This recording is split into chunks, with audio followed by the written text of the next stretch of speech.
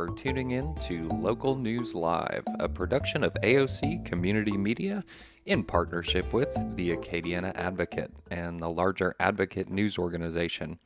Every Monday through Friday, between the hours of 9 and 10 a.m., we bring you this public service of reading the news stories that the Advocate has decided to print, has done all the research on. We appreciate the Advocate for their contribution to local media and news coverage. We also appreciate and could not do this without the generous volunteer efforts of our community news readers, people like Mr. Bruce Cohen, who is with us here this morning. Good morning, Bruce. Good morning, Mr. Matt. How are we? How are we all doing? We're doing great, and thank you so much for joining us this morning. We're so happy you could do so. Absolutely, my pleasure. And thank you for helming the technical aspect of this morning's broadcast. We appreciate it. Glad to do it as always, and thanks again, Bruce. I'm going to go listen on Cypress Street. Okay, my man. Thank you so much. My main man, Matt, at the helm. Well, good morning, Acadiana. Like Matt said, it is Local News Live for December 18th, 2020. I'll be reading some Acadiana Lafayette stories and then some state stories and some sports stories. And there's a fairly large article that I may try to get to about a particular gentleman based in Louisiana, but we'll see how it all works out. But we'll start with the immense hope. 136 get vaccinations on first day at Lady of Lords by Katie Gagliano, staff writer for The Advocate. On Thursday morning, registered nurse Sydney Begnow pushed the plunger on her syringe and delivered the first dose of the Pfizer-BioNTech COVID-19 vaccine to Dr. Joseph Brieri, the oncologist who helped save her life from breast cancer 20 years earlier. He was her first patient of the day, a moment of serendipity that heightened her pride in participating in the outset of the historic mass vaccination effort. He sat in my chair, and we were visiting, and I said, Dr. Brieri, you saved my life 20 years ago, and today giving you this vaccine is such an honor because I hope that I can help to save yours, Begnow said. Begnow helped administer some of the first 136 doses of vaccine given to frontline healthcare workers at our Lady of Lords Regional Medical Center and the Lady of Lords Heart Hospital on Thursday. Lords expects to administer roughly 1,000 doses across its facilities in the first vaccine round, spokesperson Elizabeth Arnold said. Vaccinations began at 7 a.m., and Begnow said the atmosphere was energized. The nurse said she was honored to help others who are putting their lives on the line to provide patient care every day. Red foil confetti dotted the floor, and novelty signs, including a giant syringe reading, "I got the shot," were piled on a table as healthcare workers proudly slapped on #GotTheShot stickers while making follow-up appointments to receive the second vaccine dose in 21 days. It was a small amount of triumph and joy after months of onslaught. Dr. Frank Comier, a lung specialist and critical care doctor, was worked directly with COVID-19 patients throughout the pandemic, said he and his team are worn out as they handle a surge of patients, but they continue to put all hands on deck. Although the hospital has adequate resources right now, there's fear and anxiety about being able to maintain the needed level of intense care during each surge, Cormier said. Being one of the first to receive the COVID-19 vaccine was a needed moment of relief, he said. I felt a lot of emotion with an immense sense of joy of being able to end what's been so difficult to deal with. We've had a lot of tragedy, and to be able to avoid that gives me immense hope. We will continue to fight. We will continue to go on, but it's been very difficult, Cormier said as he held back tears. Cormier said he's leaned on his faith committee conversations with his family and supported fellow hospital staff to make it through a grueling 9 months. The release of the vaccine feels like the first time care providers have been able to go on the offense against the virus. It's a tangible sign of hope, he said. There's been a lot of pain, and it's been very difficult to find a way to carry on sometimes. There have been some very dark moments here, and this has been a very bright moment for us, Cormier said. He said as a physician, he appreciates the immensity and the monumental undertaking to get here. Comer said he read and critically appraised the study Pfizer-BioNTech submitted to the U.S. Food and Drug Administration, or the FDA, to receive emergency use authorization to distribute the vaccine in the United States. He said he feels confident in the data and science, comfortable enough to take the vaccine without apprehension or fear. It's not about us, it's not about the government, it's not about whatever, it's just about the science. The science says it's safe. Now, nothing is 100% safe. There's no such thing as that. We all recognize that, but I think for the general public, in comparison to the risk of COVID, this is enormous. This is huge, he said.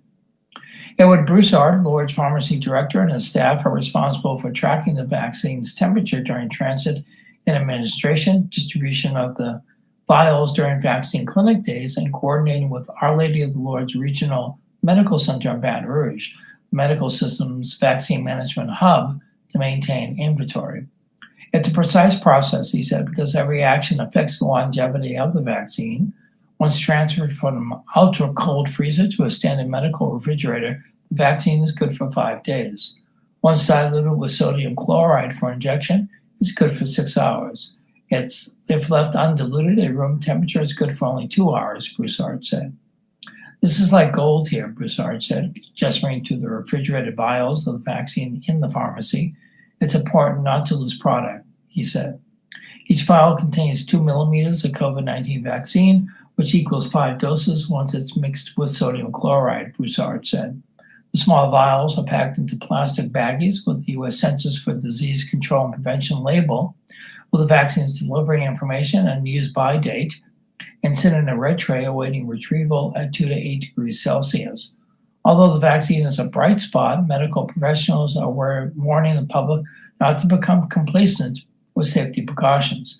Mask wearing, hand washing, social distancing, and limiting gatherings remain important to control virus spread while the vaccine is rolled out over the coming months, Bagnall said. We know that this is difficult. It's been difficult on us, and it's been difficult for the community. We know that many people that get sick will be fine, but we don't know who won't be. And it's those people who we worry about. For us, for our family, for your loved ones, please adhere to the guidelines. Help us out. Help your own family out so that future Christmases will be bright and for future holidays we'll be able to gather, Gormier said. Bagnall said she plans to receive the vaccine herself after all frontline medical workers have been vaccinated. She said she felt the process was safe. Those she vaccinated responded well to the shot, and she trusts the science. The nurse asked the general population to make plans to receive the vaccine when it's available. Please, please, please vaccinate. Take the virus. Take the vaccine. And if you don't think it's important for yourself, do it for somebody else. Be selfless and do it for somebody else. If you think it's a joke or not necessary, do it for someone else, she said. And just on a side note, in the state of California, the hospitals are at max 0. That means they're maxed out. All hospital units that are covering COVID-19 patients are at their max hospitalization capacity. And that just shows you that the numbers have increased in the last week or so, and that have spiked dramatically in most of the United States. Right now in Louisiana, we have 6,637 deaths as of yesterday, 257,484 positive cases. Okay, next story. The board tables audit, appoints task force by Claire Taylor, staff writer. The Bayou Vermilion District Board on Wednesday backed off demands by some of a forensic audit of the agency's finances and broke a stalemate over election of others. The board for the legislative body for the Vermilionville Living History Park and Bayou cleanup operations, funded with a property tax, have been split between longer-serving members and those appointed since July after 4 resigned over a staff statement condemning the death of George Floyd at the hands of Minneapolis police. Some of the new commissioners, led by David Eaton, pushed in the past few months for a forensic audit of district operations, saying they wanted a fresh set of eyes looking at the financial situation, particularly of Vermilionville. The Living History Park generates some funds through admissions, its restaurant and event center rentals, but it also receives money from the property tax and the Vermilionville Living History Museum Foundation, a nonprofit that accepts donations and pursues grants. Some of the newer board members said they believe Vermilionville receives too much of the tax money and should generate more of its own funds. On Wednesday, Commissioner Calvin Leger, who quit the board after the Floyd letter but was reappointed a month later, offered a motion to table the forensic audit and instead appointed a task force to review operations and develop suggestions for making Vermilionville and Bayou operations more successful. The board unanimously approved Leger's motion after voting 5-3 to give the task force members the authority to procure any documents they feel necessary, including bank statements and other financial documents. The Joint Bayou Vermilion District Overview and Planning Task Force will comprise 11 members, including Bayou Vermilion District Board President Tommy Michaud, District Board members Eaton Leger and Josh Sullivan, the Vermilionville Foundation Chairman and 2 board members, CEO David Sheremy, and 3 additional employees. The task force will report its findings on the board in March. Also on Wednesday, the board broke a stalemate and elected a president and vice president for 2021. Attempts to fill those positions December 2nd ended in a 4-4 tie, with veteran board members supporting current President Tommy Michaud and newer members supporting Eaton. On Wednesday, Holden Hogarth, appointed in September by the Lafayette Parish Council, changed his vote to Michaud, who was elected president. The board elected Mark Wiltz, appointed in October by the Lafayette City Council as vice president after his new board member Jason Sullivan cast his vote for Wiltz in order to break the tie. Council questions no bid security contract Mayor President Guillory signed with city's approval by Claire Taylor, staff writer. Lafayette City Council members have questions and concerns over a contract signed in November by Lafayette Parish Mayor President Josh Guillory without the council's knowledge, allowing a private company to install security cameras on city utility poles for free. Guillory, who pledged a more transparent administration during his campaign, signed the Cooperative Endeavor Agreement November 24th with Crime Fighters of Louisiana, a Lafayette company whose sole owner is Hewitt Brooks Bernard. Under the agreement, the Lafayette Police Department can utilize the cameras for free for security purposes, but the private company retains ownership of the footage. Lafayette President Will Thiel asked the council Wednesday to either terminate or amend the contract to address privacy concerns of residents. If a camera is placed on a light pole in front of his house, Theo said, what remedy does he have from a private company? These powers can be heavily abused by the company. Theo said the contract makes CEO of Crime Fighters one of, if not the most powerful man in Lafayette. Council member Nanette Cook said council members have been asking the same questions and expressing the same concerns to the legal department. While she's not opposed to the cameras, Cook wants to be sure the rights of residents are protected from the third-party contractor. Guillory said he asked for the contract to make the agreement official. The police department will decide when the cameras are placed, the agreement states. This will give us eyes on the most crime-prone areas, Guillory said. No citations will be issued based on the camera footage. No cameras have been installed yet, and Guillory said the city is willing to delay installation until he further discusses his concern of the council. Cook and Councilwoman Liz Hebert also questioned why no bids were accepted before entering the agreement with the Crime Fighters of Louisiana. The matter will be on the City Council's January 5th agenda as a discussion item. That meeting starts at 6 p.m. Also Wednesday, the City Council and the Lafayette Parish Council approved the new Lafayette Development Code for the City of Lafayette and unincorporated areas of the parish. The new document replaces the controversial Unified Development Code and partially fulfills a Guillory campaign promise to repeal and replace the UDC. The code is designed to correct some of the problems and address some complaints with the UDC that was written and approved during the previous administration. Home builders and developers complained that the UDC was not business friendly. Get one more article and then we'll take a slight break for some public service announcements. Guillory wants Daigle to perform New Year's Eve. Singer issues statement in wake of controversy by Kristen Askelson, staff writer. New Orleans Mayor LaToya Cantrell may not want Lauren Daigle to perform in Dick Clark's New Year's Rocking Eve in New Orleans. The Lafayette Parish Mayor President Josh Guillory says he's happy to have her. We would be honored to host Lauren Daigle in Lafayette during in 2021. It would be a truly great way to safely say goodbye to 2020, Guillory posted on Facebook.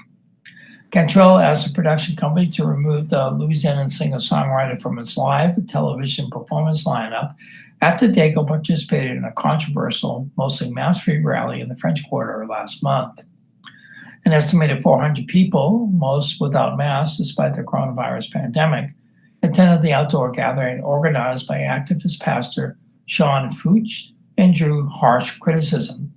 In a statement received Thursday afternoon in response to a number of public officials who have weighed in on her controversial appearance, Daigle said she was never offered an invitation to perform.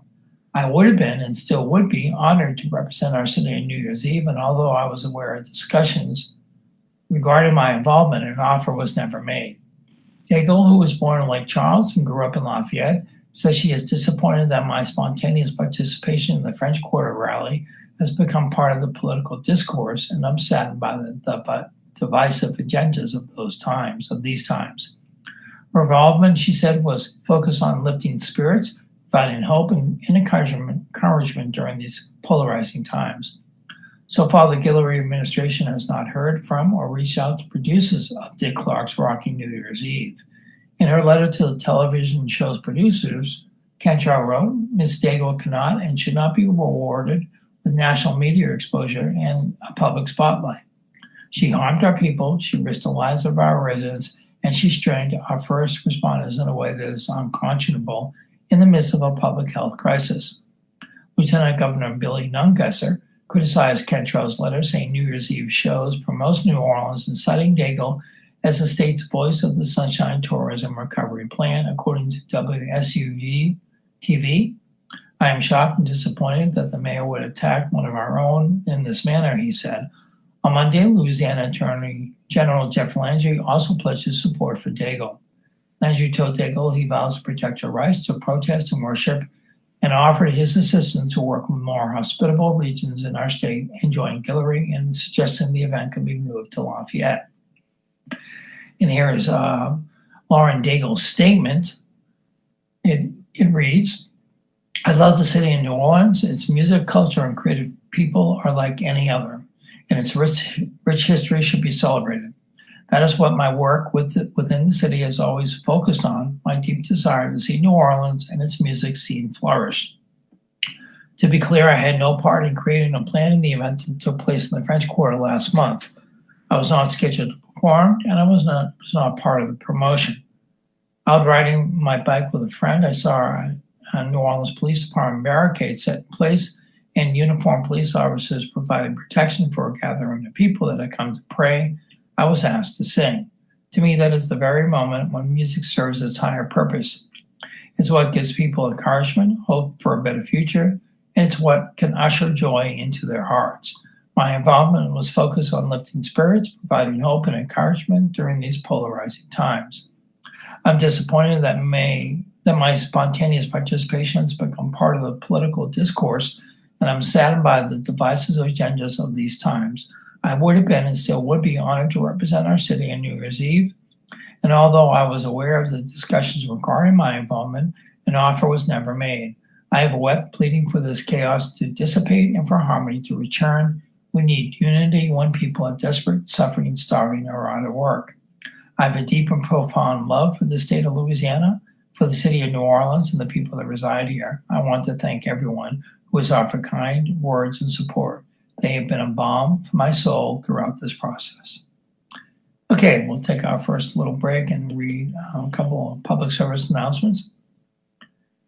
First of all, from ARC of Acadiana, everyone should have shelter, especially during the holidays. Christmas is only a week away, and Louisiana nights are getting colder. We don't have time to wait. Due to COVID-19 and concerns for community spread, there has been a dramatic decrease in available shelter beds. Those beds will remain unavailable throughout the holidays. That means many experiencing homelessness may have no other option than to sleep on the street.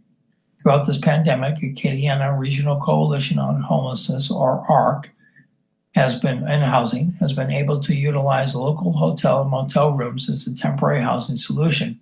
From there, case managers help our fellow Acadians transition to permanent housing.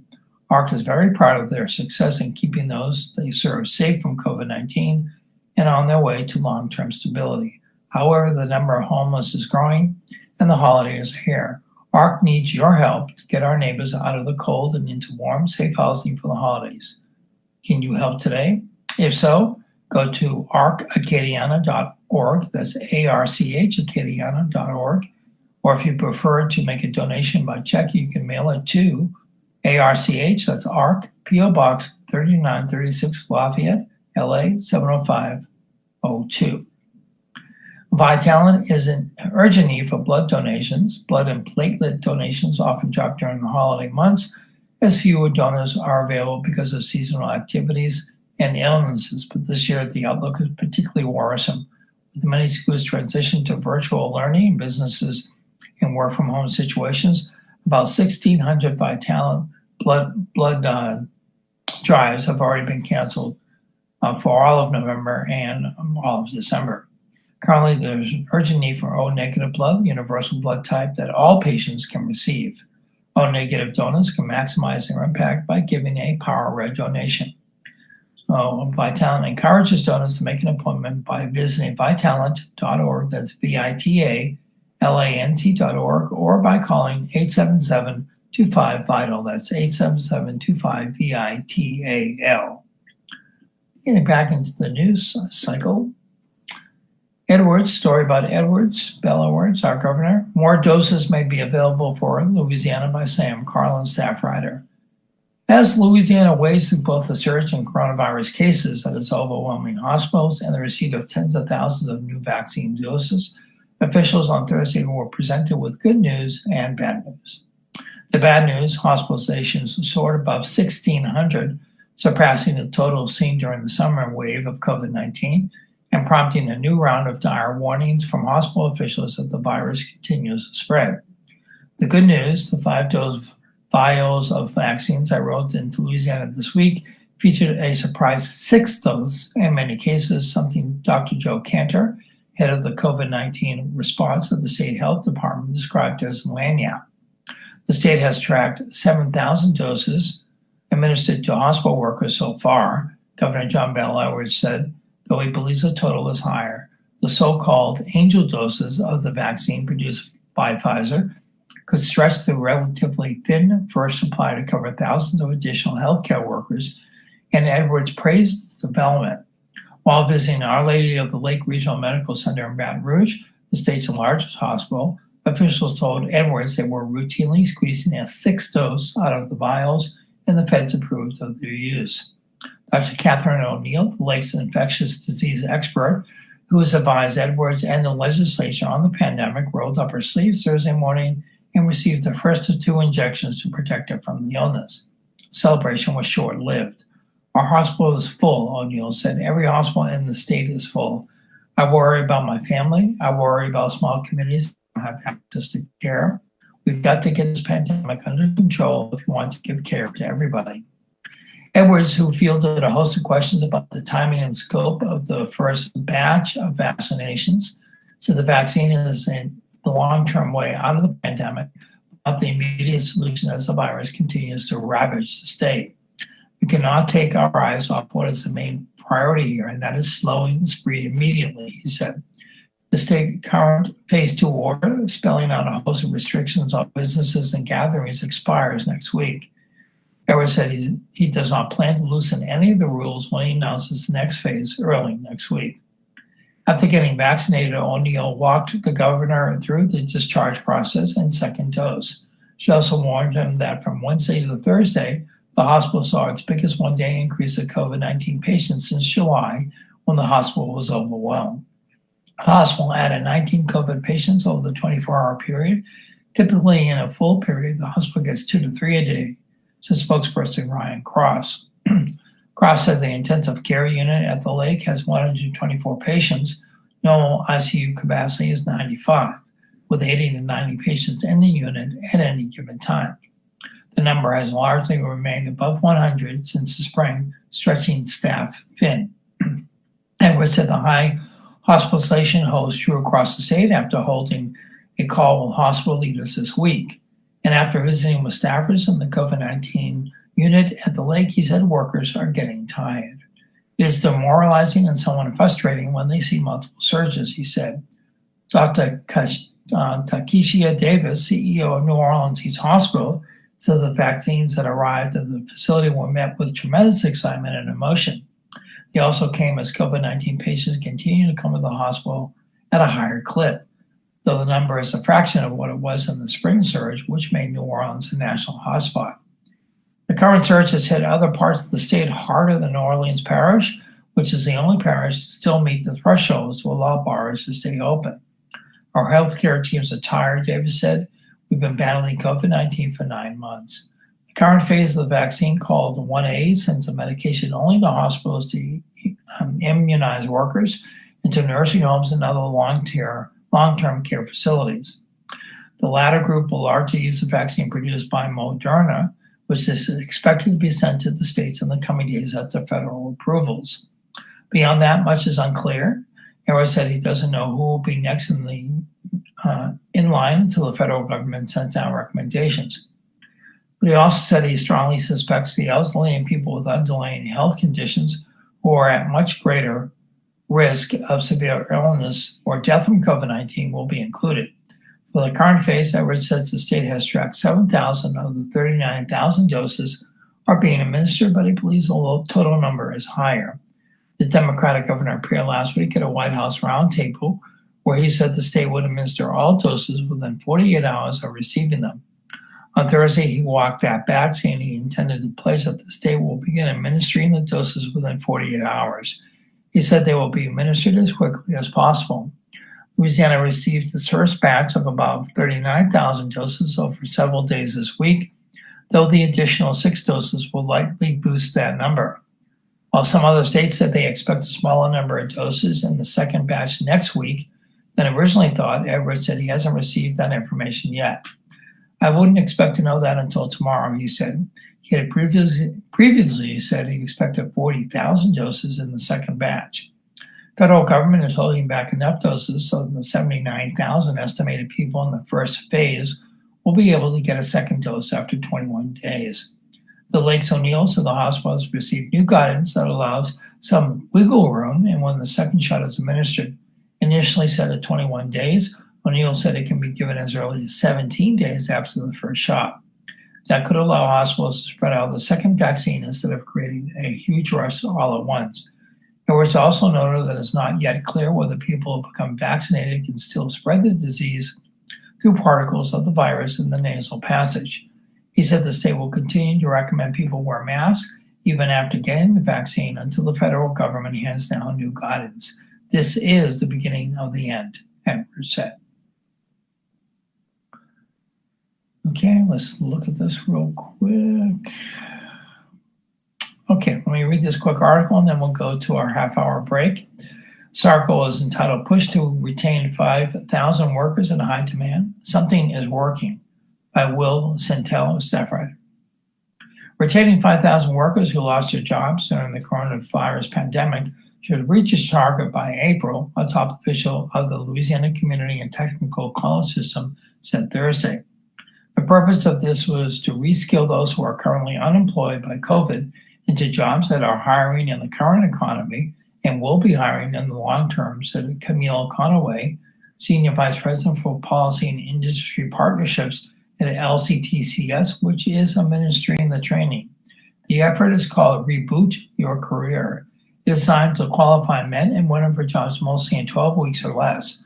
Conaway noted that 12 weeks of job training does not qualify people for jobs that pay $50,000 a year.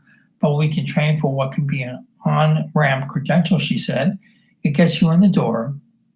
Conway said the path to new jobs represents something that is working amid widespread hardships. The effort is being funded with $10 million got from the $2.2 trillion federal coronavirus relief package approved earlier this year by Congress. Governor John Bel Edwards designated the money from $50 million in discretionary dollars that was part of the legislation. Most of the rest of the $50 million went to public schools for technology and other needs. Conaway said Monty Sullivan, president of the LCTCS, outlined the program during separate hearings in the House and Senate Education Committees.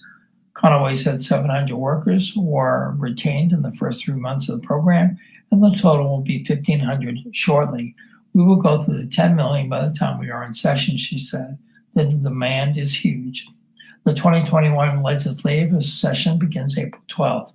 Said Sullivan, we realize we are not touching everyone. There are hundreds of thousands of people in the state who need exactly what we're talking about here. The training is being offered at all 12 of the state's community and technical colleges, Southern University in Shreveport and LSU units. A total of $500,000 was earmarked for each school with the aim of producing 300 workers with new credentials. We are reimbursing only after the credentials are earned, Conaway said. There was significant risk to the colleges involved. Schools are reimbursed $1,500 for each student who earns a credential under the reboot program. Colleges have to keep track of where students land jobs and their salaries. Tuition is supposed to be as little as $10 or $20 per student, depending on which program is pursued. The Baton Rouge area lost 52,800 jobs in about 1 month at the start of the pandemic in March. New Orleans lost 100,000 workers in the service industry. The retraining program began in September. It followed talks with regional economic development officials, economists, and employers, including which jobs are in demand in different regions. We are working with employers both in terms of defining what is in demand, but ensuring that our graduates are connected back to those employers, Conaway said.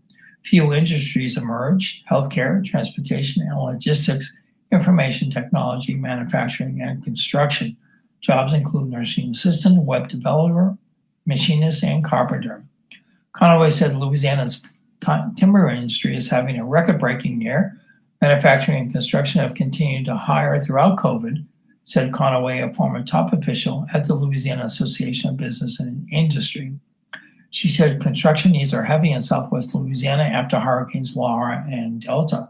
Conaway said learning to operate a forklift requires 1 day of training and pays $20 per hour. Those classes would typically fill to capacity in the Lake Charles area. A total of 50 credentials are offered. Jobs that have been hit hard by the pandemic, such as the culinary industry, are excluded. There's no minimum education levels are required. The program won praise from members of the Senate Education Committee. This is incredibly well spent, said Senator Beth Mizell, Republican from Franklinton. Senator Robert Mills, Republican of Minden, another member of the committee, made a similar point. We need to celebrate this a little bit, Mills said. So more information is available at www.lctcs.edu/reboot-your-career. Okay, it's just a few minutes past the half-hour mark, so we will go into our break, which is the day in history, the zodiac or horoscope, and the funerals in the Kiniana area for today. All right, so looking at the day in history. So I got here. I have to find it for all. There it is, way down the bottom there. Okay. Today is Friday, December 8th. It's the 353rd day of 2020.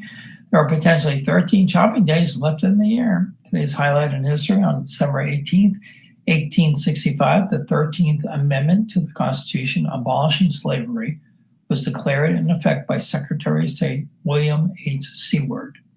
On this date in 1917, Congress passed the 18th Amendment to the U.S. Constitution, prohibiting the manufacture, sale, or transportation of intoxicating liquors, and sent it to the states for ratification. In 1940, Adolf Hitler signed a secret directive ordering preparations for a Nazi invasion of the Soviet Union. Operation Barbarossa was launched in June of 1941. Also on this date in 1944, the U.S. Supreme Court upheld the government's wartime evacuation of people of Japanese descent from the West Coast, while at the same time ruling that conceitedly loyal Americans of Japanese ancestry could not continue to be detained. In 1956, Japan was admitted to the United Nations. 1957, the Shippingport Atomic Power Station in Pennsylvania, the first nuclear facility to generate electricity in the United States, went online. It was taken out of service in 1982. 1987, Ivan F. Boesky was sentenced to 3 years in prison for his role in a major Wall Street insider trading scandal. Boesky served about 2 years of his sentence. 1998, South Carolina carried out the nation's 500th execution since capital punishment resumed in 1977. In 2000, the Electoral College cast its ballots, with President-elect George W. Bush receiving the expected 271. Al Gore, however, received 266, one fewer than expected because of a District of Columbia Democrat who left her ballot blank to protect the district's lack of representation in Congress.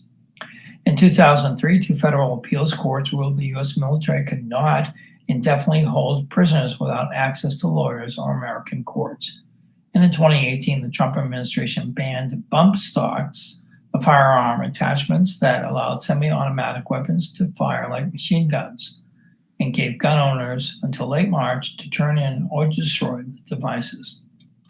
10 years ago, the U.S. Senate approved repeal of the military's 17-year Don't Ask, Don't Tell ban on openly gay troops in a 65-31 vote. President Barack Obama later signed it into law. 5 years ago, Congress ended a chaotic year on a surprising note of bipartisan unity and productivity, as it overwhelmingly approved the massive 2016 tax and spending package and sent it to President Barack Obama, who promptly signed it. 1 year ago, the U.S. impeached President Donald Trump on 2 charges, sending his case to the Senate for trial. The articles of impeachment accused him of abusing the power of the presidency to investigate a political rival ahead of the 2020 election and then obstructing Congress's investigation. Looking at today's birthdays, actor Cicely Tyson is 96. Rock musician Keith Richards still alive and breathing at 77 years of age. Writer-director Alan Rudolph is 77. Movie producer-director Steven Spielberg is 74 years old today. Blues artist Ron Piazza plays the harmonica really well, is 73. Movie director Gillian Armstrong is 70. And movie reviewer Leonard Maltin is 70, rock musician Elliot Easton of the group The Cars, 67. Actor Ray Liotta, 66. Comedian Ron White, 64. Actor Brad Pitt, 57 today. Professional wrestler turned actor Stone Cold Steve Austin is 56. Singer Alejandro Sanz is 52. Country rap singer Cowboy Troy is 50. Country singer Randy Houser is 44. Actor Josh Dallas is 42, and actor Ashley Benson, 31 years old today. Looking at the zodiac or the horoscope, Sagittarius, put your plans in motion. You'll have what it takes to win favors and persuade others to invest in your ideas. Love and romance are encouraged, and a promise will change your life. Capricorn, align yourself with people who share your work ethic and strive to reach a common goal. Set up a space at home that caters to health, fitness, personal growth, and advancement. Aquarius, stop worrying about what others are doing. Your approach to a project will be crucial. Take physical action and get things done. Concrete results will impress someone you want on your team. Pisces, don't trust a peer as competing with you. You be secretive about your intentions and don't share your ideas until you're ready to present what you have to offer. Don't make any rash moves. Aries, you are heading into an upswing that can change your life forever. Whether you decide to learn something new, change your job, or better your lifestyle, the results will be terrific. Taurus, be careful not to take on more than you can handle. Make sure you understand what's required before you begin a project. Ask questions to avoid being put in an awkward position. Gemini, someone will let you down. You believe everything you hear. Show compassion, but don't take on troubles that don't belong to you. Focus on what you want and how best to achieve your goals. Cancer, pay more attention to learning, advancement, and personal growth. Look for opportunities and don't hesitate when something good comes along. Leos, focus on exercising, finishing a project, or making plans for someone special. An energetic approach will lead to positive changes. Romance and kind gestures will lead to happiness. Virgos, my birth sign, someone close to you will withhold information that can affect the decision you are trying to make. Look for expert advice to avoid being manipulated. Proceed with caution. Libras, look at the choices you have and weigh the pros and cons carefully. Don't feel that you must act in haste. Time spent with a loved one will ease stress. And finally, Scorpio, slow down, take a deep breath, and rethink your plans. Our creative outlet will open your mind to options you haven't considered. Avoid making a change merely for change's sake. And as always, the horoscope is an entertainment feature not based on scientific fact. The funerals today in the Acadiana area, we have Richard Rabelais at St. Joseph Catholic Church in Milton at 1 p.m. and Beverly Vincent Delhome Funeral Home at 2 p.m. Okay, looking at on Fridays, I'd like to read a couple of entertainment stories related to the area. And the first one, Secrets Come Out in Steven Soderbergh's Let Them All Talk by Matthew Segura, contributing writer. Give Steven Soderbergh credit in his 30-plus year career behind the camera. The former Baton Rouge director still surprises. If a gambler told me Soderbergh's next movie involves 3 grandmas on a cruise ship, I would have scoffed, yet here I am writing about the filmmaker's latest low-key drama, Let Them All Talk.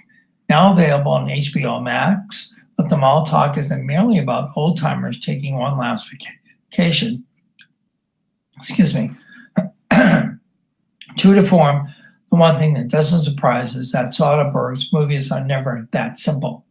On surface level, the film revolves around the Pulitzer Prize-winning author, Alice Hughes, played by Meryl Streep, the recipient of a prestigious writing award. And with the new manuscript due, Hughes brings her nephew Tyler, Lucas Hedges, and 2 friends, Roberta Kensbergen and Susan Diane Wiest, along for the ride. Hughes' mysterious new novel is apparently about catching lightning in a bottle for a second time. Her agent, Karen Gemma Chan, hopes it's a sequel, but Hughes is battling writer's block among other ailments. Without giving too much away, Let Them All Talk is about ulterior motives. Each character longs for something but can't directly communicate those emotions. As his talent, Soderbergh pulls at these characters' secrets at a thoughtful pace. Instead of exposition, the movie is full of side glances, frowled brows, and clapbacks. We know Hughes longs for a legacy because of her stilted, self-important delivery. Tyler wants to fall in love because he's a goofy college sophomore who carries around a copy of On the Road and discusses humanity with the motherly Susan. We know Roberta wants a sugar daddy because it's the first question she asks a potential suitor at the ship bar.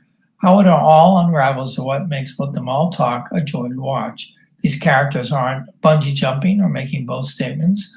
These women are falling out of touch with each other, unable to grasp the events of their final get-together. What should be a last hurrah is a heartbreaking obligation where each character walks on eggshells. If you're looking for a crowd pleaser, Let Them All Talk ain't it. However, if you've followed Soderbergh's career to this point, you know that the smaller budget, more adult drama is something you flirt with before making another hit. For every Ocean's 11, he'll make a Solaris. For every Logan Lucky, there's an Unsane. Some viewers are probably still upset that his Magic Mike wasn't as fun as the Gregory Jacobs directed sequel, Magic Mike 2010.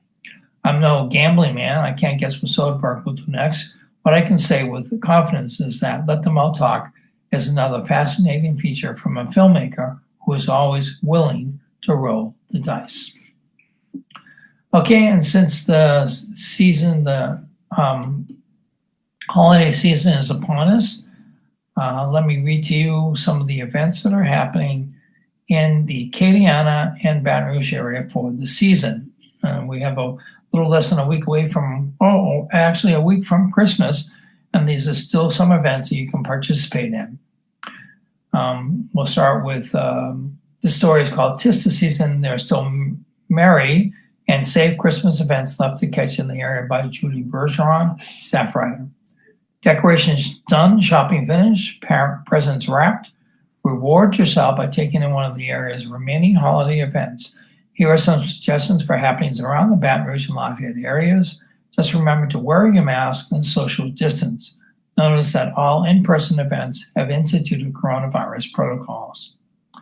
Through December 23rd, the Noël Acadian of Village, 5:30 to 9 p.m. at Acadian Village, that's 200 Greenleaf Drive in Lafayette. Festival fundraiser will have with 500,000 lights, displays, food, entertainment, and holiday shopping. $10 at the gate, $8 in advance. Call 337-981-2364 or go to acadianvillage.org. Thursday, December 27th, the Messenger's Christmas Land, 6 p.m. to 9 p.m., 9481 Prince Charles Street in Denham Springs, just outside of Baton Rouge. A longtime Christmas tradition for the Messenger family, featuring a sprawling display of lights, animated scenes, a timeline, the North Pole, you name it. It's free, parking at North Park, Eden Church Road only. In 2018, continuing with the events, holiday lights at Baton Rouge General, 5:30 to 10 p.m. through December 31st, Bluebonnet Boulevard and Picardy Avenue in Baton Rouge. Twinkling, singing, and musically synchronized light display with 12-foot walk-through Christmas ornament, walk-through Christmas present, 40-foot tree and two 25-foot trees synchronized to music, 8 singing trees, more than 100,000 lights, including candy canes, snowmen, and gingerbread people, and a 9-foot Cajun alligator light display. For more information, go to brgeneral.org/holiday-lights.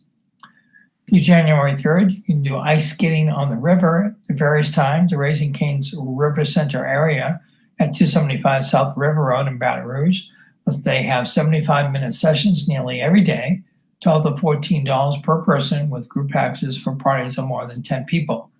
Number of skaters at one time limited, so advance tickets recommended at Ticketmaster.com or call 800-745-3000. For more information, you can call directly in Baton Rouge at 225-389-3030.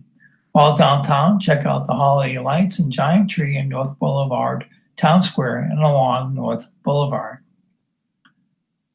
Okay, through January 4th, the Christmas tree extravaganza, 10 a.m. to 8:30 p.m. at Park International, here at 200 Garfield Street in Lafayette. 50-plus live decorated Christmas trees throughout the park. You can visit downtownlafayette.org to get more information. Lafayette also has a window wonderland, that's window as in window shop windows, in the downtown Lafayette area. Find art, installation, and commercial display windows in downtown Lafayette, showcasing creative talents in an artistic, family-friendly, and festive format. Again, you can visit downtown Lafayette at downtownlafayette.org to get all the scheduled events in the Lafayette and downtown area for this Christmas season. See if there's any more in the Acadiana area. Old Time Winter at Vermilionville from 10 a.m. to 4 p.m., 300 Fisher Road, Lafayette. The historic village brings to life the winter traditions of yesteryear. Visitors can meet Papa Noel, learn how to make wax candles, sing along to Christmas carols, watch popcorn stringing, and give a taste of apple cider. It's $10 for adults, $8 for seniors, $6 for students, and free children 6 and under. This is being held Friday, December 27th.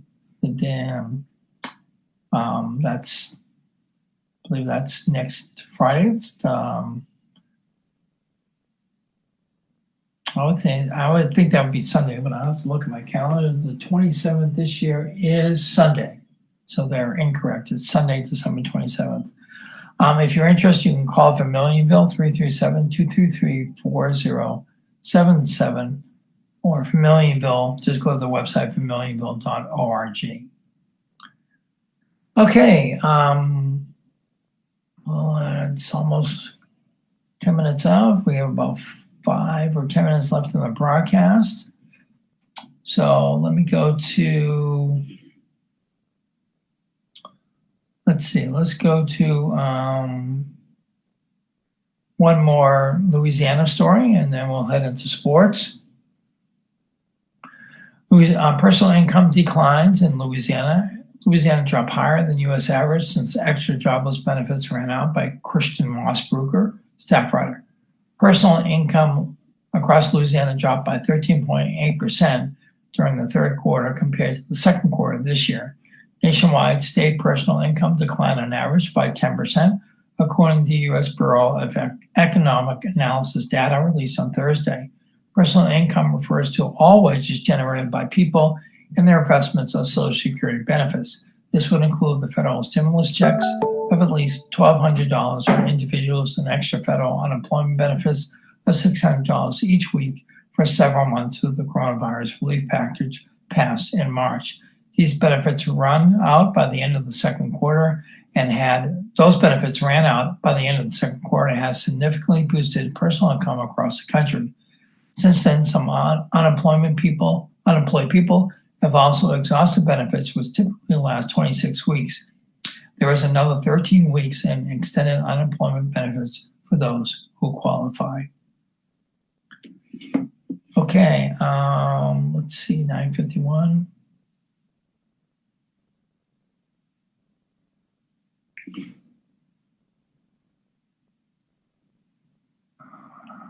And then a couple of quick stories here. Nungusser test positive for virus by Sam Carlin, staff writer. Lieutenant Governor Billy Nungesser had tested positive for COVID-19, making him the fourth statewide elected official to contract the virus. Nungesser, a Republican who oversees the state's tourism agency, confirmed to the Advocate on Wednesday he tested positive for the virus and is quarantining. Also, in other politicians or important figures in Louisiana that have tested positive, New Orleans congressman needs 2 negative tests before returning to work. By Tyler Bridges, U.S. Representative Cedric Richmond, the New Orleans Democrat who was about to take a senior position in the White House, tested positive for the coronavirus, President-elect Joe Biden's office said on Thursday. Richmond developed symptoms and tested positive Wednesday, a day after traveling to Georgia to campaign for the 2 Democratic candidates running for the Senate there. While in Georgia, Richmond was not in what the Centers for Disease Control and Prevention considers to be in close contact with Biden, said Kate Bedingfield, the transition spokeswoman.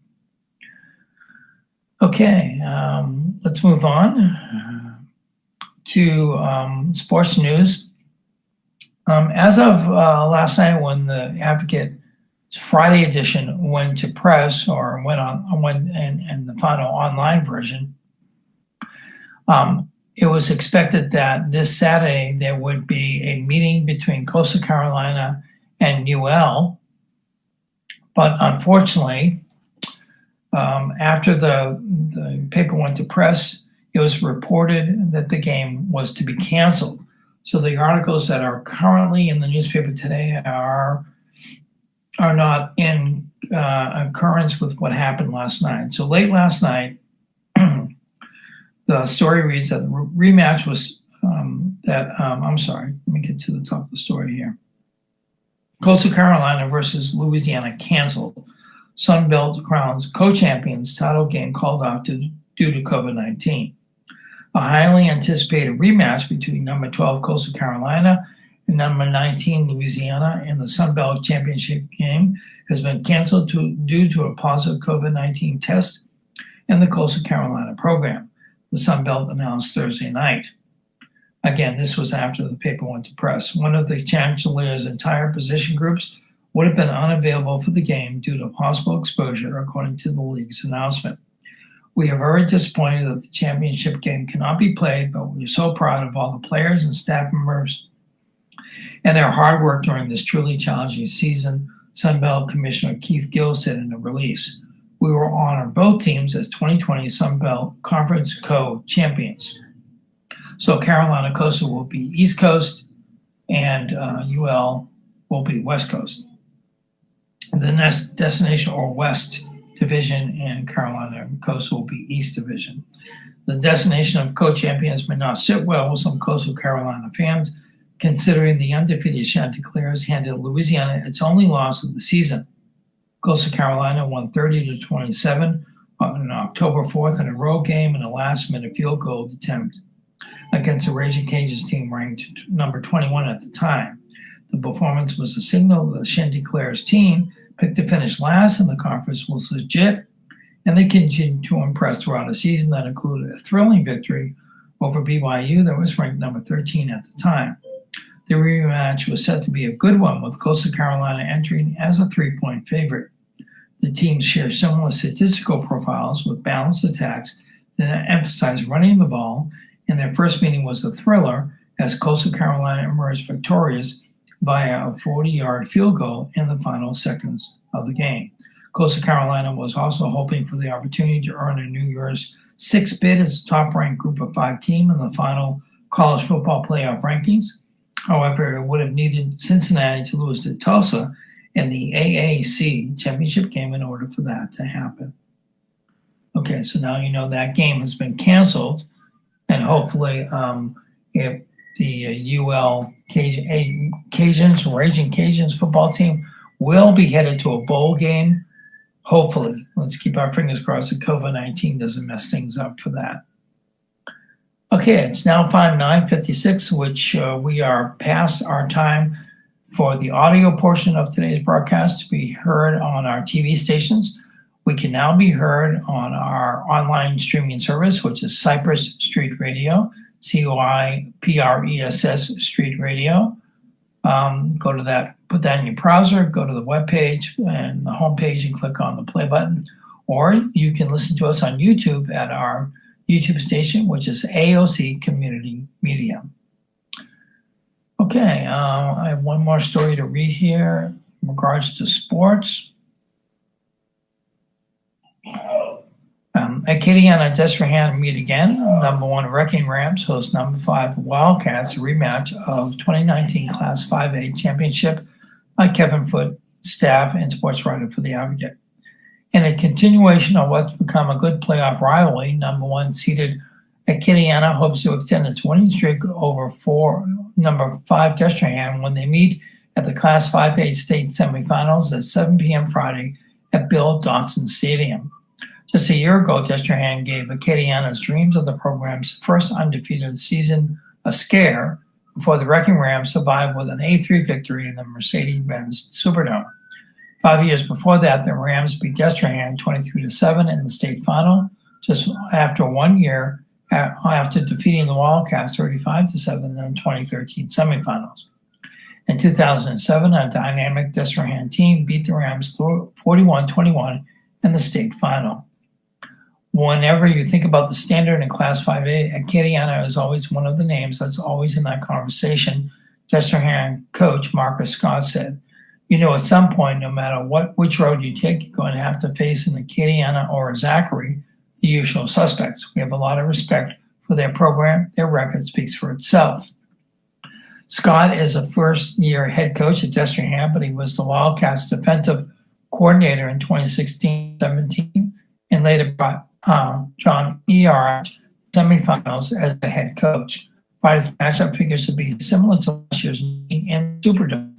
They've got a bunch of guys back on defense, Rams coach Matt McCullough said.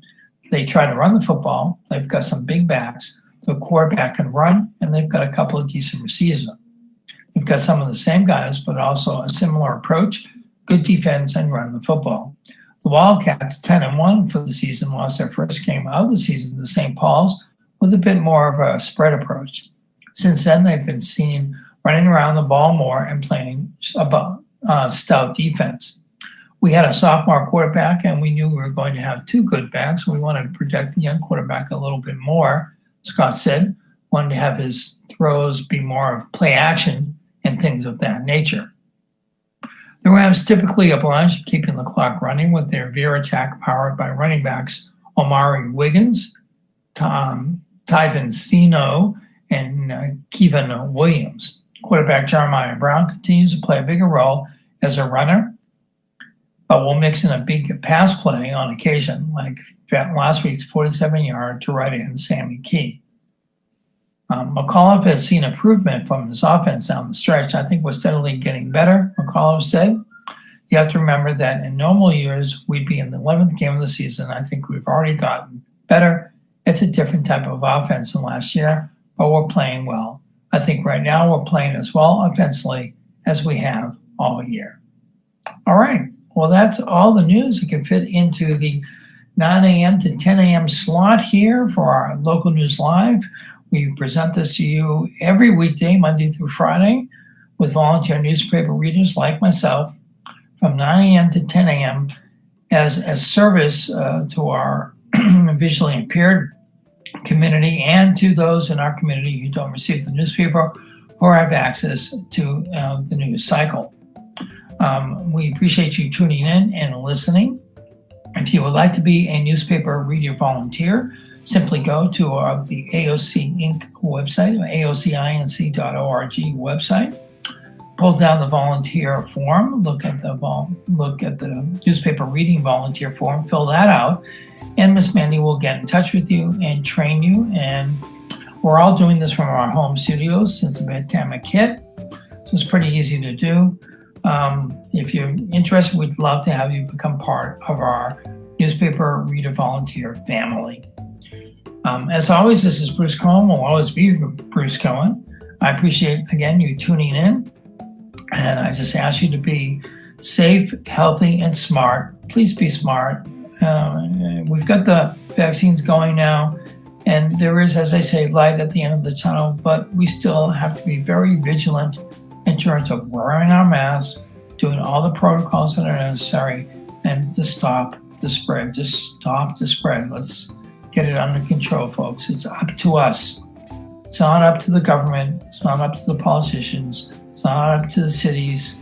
It's up to us as a human nation to try to control the spread. Just think about it and be smart when you're out there in the public, especially in this next week with the Christmas holiday bearing down upon us. So just be careful out there. This is a year to remember, that's for sure, but just be careful out there and take it safe and be smart. And I will bid you adieu. And my last words will be kind to each other. Have a great day. We'll see you next week. Bye for today.